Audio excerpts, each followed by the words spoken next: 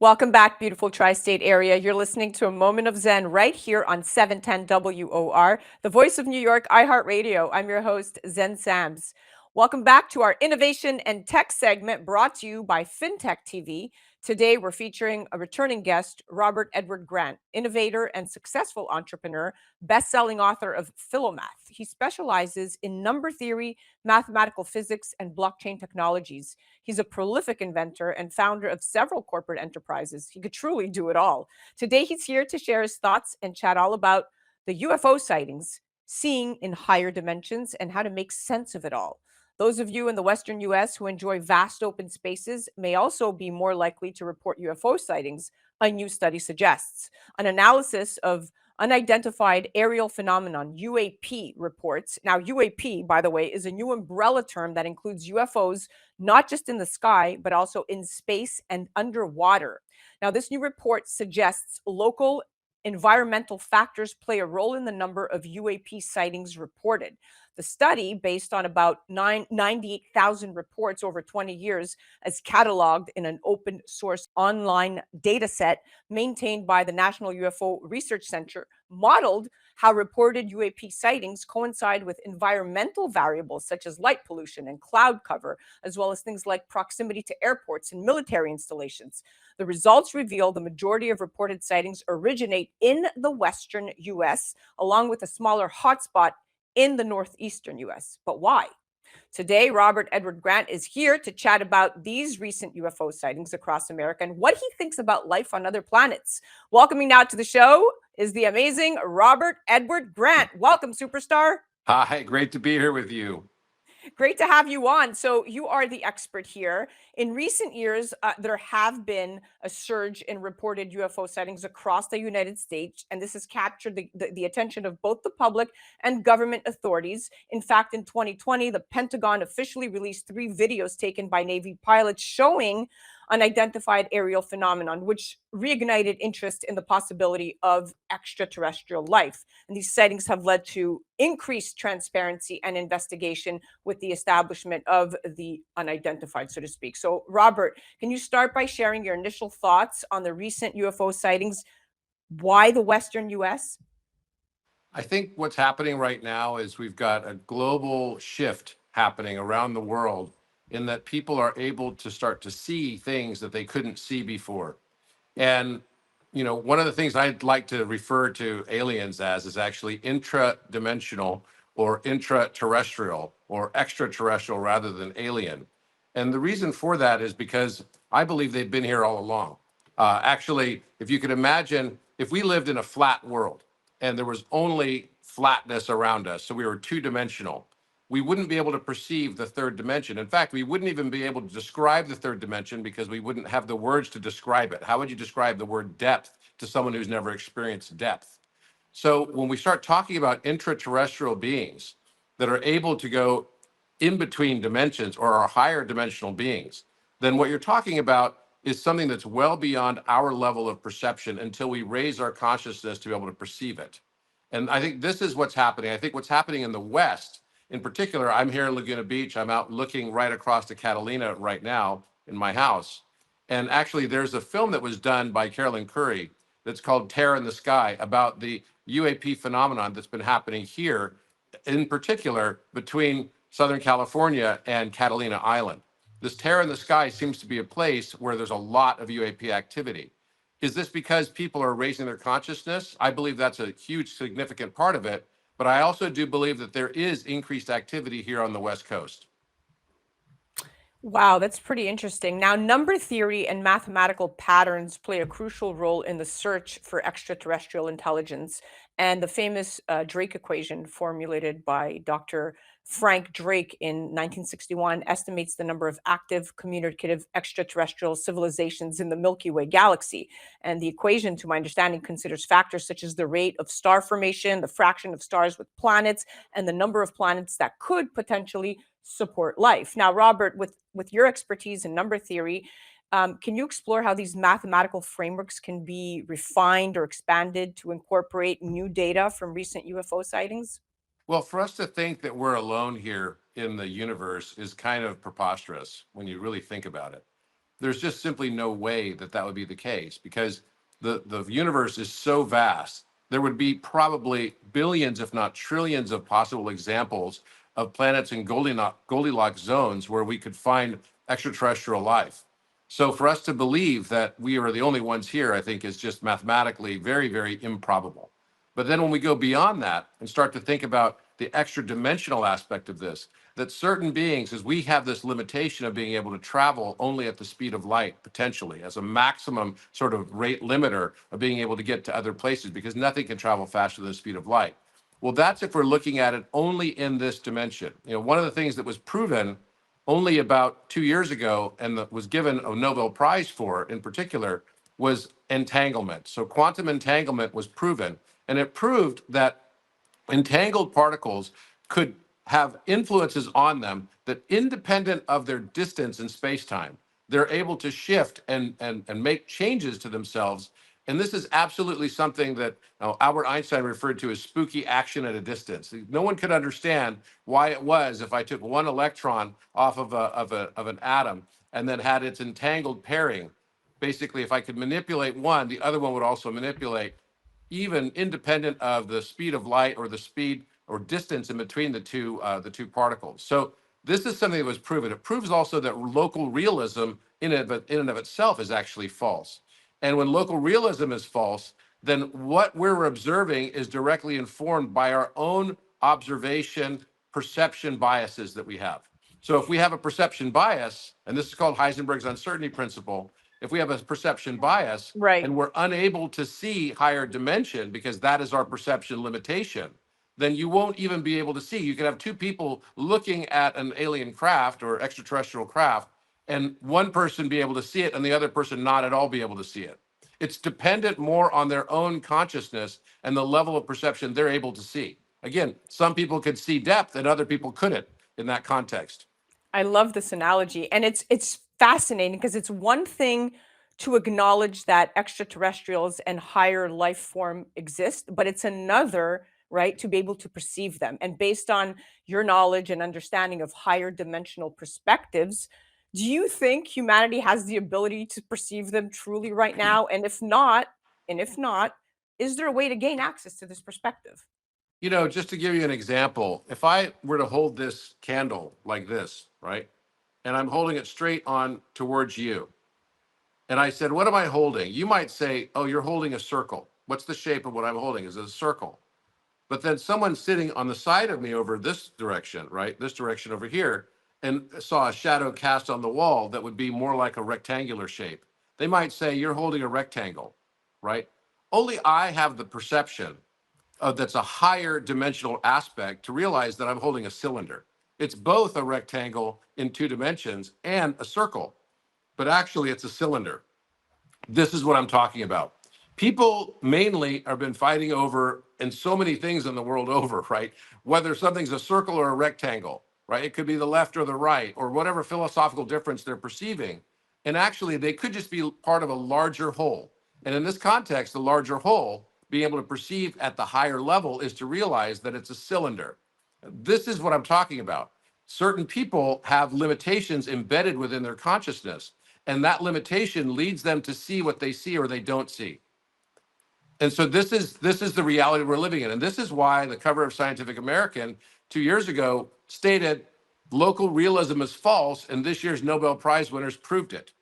Local realism means that if you're not looking at something or if you're not observing something, it's not actually there. It doesn't hold a position. So this is So really a true. critical aspect of understanding what people are experiencing or what they're not experiencing when it comes to UAP phenomenon. Wow. That's an interesting perspective, and I love how you just framed that. You're so good at what you do. Now, the scientific community and government agencies have started, you know, taking UFO sightings more seriously. And in 2021, the Office of the Director of National Intelligence released a report on UAPs, acknowledging that many of the sightings remain unexplained and require further investigation. Scientists advocate for this multidisciplinary approach to studying UFOs, involving experts from physics and astronomy and engineering and even psychology to comprehensively understand these phenomenon. Now, given the recent increase in UFO sightings, or the increase in ability to perceive, if you will. Do you believe this indicates a higher probability of contact with extraterrestrial beings, or could there be other explanations? Honestly, contact is already happening every day. It's literally happening every day with the people that are able to perceive higher dimension. And I'm talking about, we live in the fourth dimension. So if we think about the fifth dimension and sixth dimensions are largely where these extraterrestrial beings are residing. They're in higher dimension. And as I said, if we were in the second dimension and we saw an apple fall through our world, we wouldn't be able to see an apple. We would see slices of the apple as it fell through our world. And we'd be like, what is that thing? It takes the higher perception to be able to perceive it. And so this higher dimension of fifth dimension and sixth dimension have to do with time. So we have three dimensions of space, we have three dimensions of time, and the two are interwoven together. So the fifth dimension relates to the nature of time being a Mobius strip going both directions, as well as, so the past determines the future, but the future also determines the past. And that starts to bend your whole thinking about how far of a distance you could travel to be able to come to somewhere like Earth. When you've got these huge, huge distances between, the next stars that would have Goldilocks zones that could potentially have, sentient life or have biological life on them, at least single cell organisms and beyond. So then from that point forward, you have a sixth dimension, which would be absolute access to all dimensions of time and space. And that is a much higher frame than what we can perceive. But some people are now starting to perceive a fifth dimensional aspect and already noting time shifts for them. They call them timeline shifts. They're experiencing this. People that have been psychic have been experiencing this for a long time. And those are the people largely that have been having the first alien or extraterrestrial contacts. Yes, yes, I know exactly what you're talking about. And I'm going to go one step further now. Let's talk about public perception and the role of media. So, media coverage plays a very significant role in shaping public perception of UFOs and everything else for that matter. Balanced and accurate reporting can definitely help demystify the topic and encourage a rational and scientific discussion. Conversely, sensationalist reporting can lead to fear and misinformation, right? How do you think the media, whether that be the news or film and TV, has influenced the public's perception of UFOs and other life forms? Well, I mean, I think it's in popular television, pop culture in general. It definitely has influenced us. Growing up, I was I loved movies that were like Close Encounters of the Third Kind, and it presented two very different archetypes. I think of what we think of as when we think of like alien relations. One of them is very, very nice, sort of like the ET phone home concept. And the other one is going to be more like, okay, well, they want to take over the earth, or they're going to basically infiltrate our bodies, and sort of the very dystopian view. One of the things I think is really important to note about this proving of quantum entanglement is that what we think we can and what we think we can't, we will be right. So if you think you can or you think you can't, you're right. And that's You're right. exactly what Henry Ford said, right? So if we are stuck in a mindset of our own belief systems, right? So our own consciousness can only expand to the volume of the cage of our belief system, whatever that is. So if you believe that you're going to have a very negative experience with extraterrestrial life, then very likely your experience with that might be very dystopian and difficult. If, however, you believe that your experience is going to be one of love and compassion and joy and welcoming, then you're very likely to experience that. I think this kind of conditioning is so critically important, and I believe that media today has been playing this role of subtly guiding us one way or another, and we're now only waking up to the fact that we've not been subtly guided, but we've been actually jolted into this position where we didn't even realize that we can now no longer empathize with a different person's viewpoint. And I So think true. that's what's happening, is that we've got a polarizing media, and probably it was polarizing all along. We simply weren't even aware of it. It's like people thinking, oh, has the government been hiding this? Have they been covering it up? What's going on? Has the government always been our friend or not? And often it's been portrayed as our friend.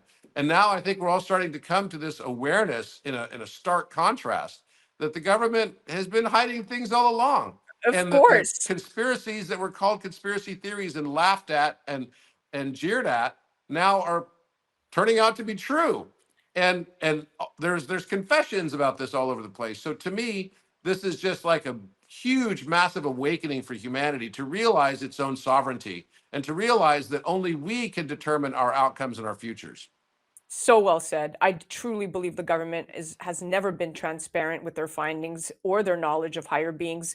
But I have two very specific questions, and we only have 2 minutes left. Robert, are there any specific pieces of evidence that you find most compelling when it comes to the existence of UFOs and extraterrestrials? Well, I mean, there's been a lot of talk lately about these mummies that were basically found in Mexico, right? Well, they weren't found in Mexico. They were originally found in Peru, some of them. But there's been a lot of other artifacts that have come out of Mexico. I actually went to Mexico City and found them. I think some of them were even found in Venezuela. And I was able to look at them directly. And there's been DNA tests on some of them. And, there's two very, very different camps on this. Some people think it's a complete hoax, and some others think that it's absolutely real. The thing that I believe is fundamentally true is that there was a civilization around the world, and I've been able to witness this on my own. I'm not having to depend on any third parties, that connects all of the pyramid structures around the planet. So I think there's an entire lost history, and a lot of that points to extraterrestrial intervention and assistance and help. So one of the things that I discovered and have worked and published on is that the Great Pyramid and the three pyramids on the Giza Plateau are actually making a musical interval relationship. And the sound that it makes was not, unfortunately, da da da da da, like I thought it might be for Close Encounters of the Third Kind, but it was da da da da. It was literally that relationship. Wow. That's the sound of the Giza Plateau. Then I went and investigated all the other pyramids around the world, and I did it based on the slope angles, specifically the slope angles of the pyramids, because I thought those slope angles might actually tell a story on their own because the slope angle is determined by the height over the base of Right. one half of the cross section of a pyramid. And so I analyzed that with all the pyramids around the world and found that they're all connected in musical scales. I And that remember this segment we did. You taught me so much. Keep going.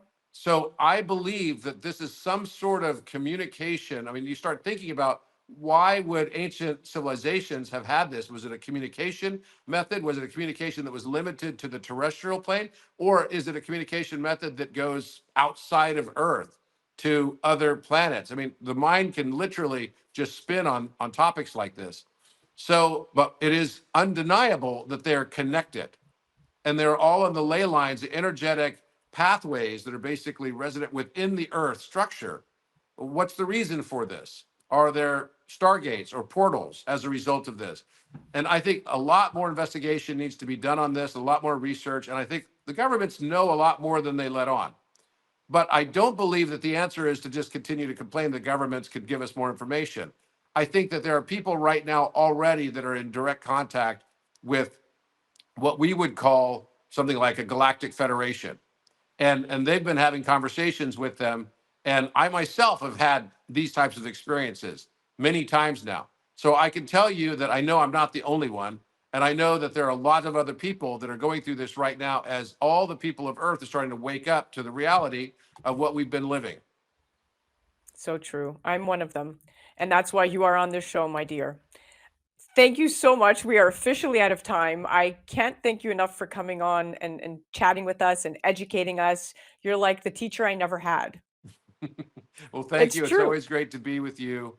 And I'll look forward to seeing you next time I get to New York. That was our Innovation and Tech segment brought to you by FinTech TV. That was the incredible returning guest and contributor, Robert Edward Grant, innovator and successful entrepreneur, best-selling author of PHILOMATH. You can head directly to his website at robertedwardgrant.com, or you could check him out on the gram at Robert Edward Grant. You're listening to A Moment of Zen right here on 710 WOR, the voice of New York, iHeartRadio. We'll be right back after this. A Moment of Zen is sponsored by FinTech TV. FinTech TV, the newest streaming channel focused exclusively on the business of blockchain, digital assets, and sustainability. Broadcasting from our studio on the floor of the New York Stock Exchange with daily reports from NASDAQ, global expansion, and 24/7 coverage. Become part of the launch. Head to fintech.tv/FinTech fintech.tv/invest. fintech.tv/invest. Tune in to A Moment of Zen, Saturday nights from 9 to 10 p.m. on 710 WOR, the voice of New York.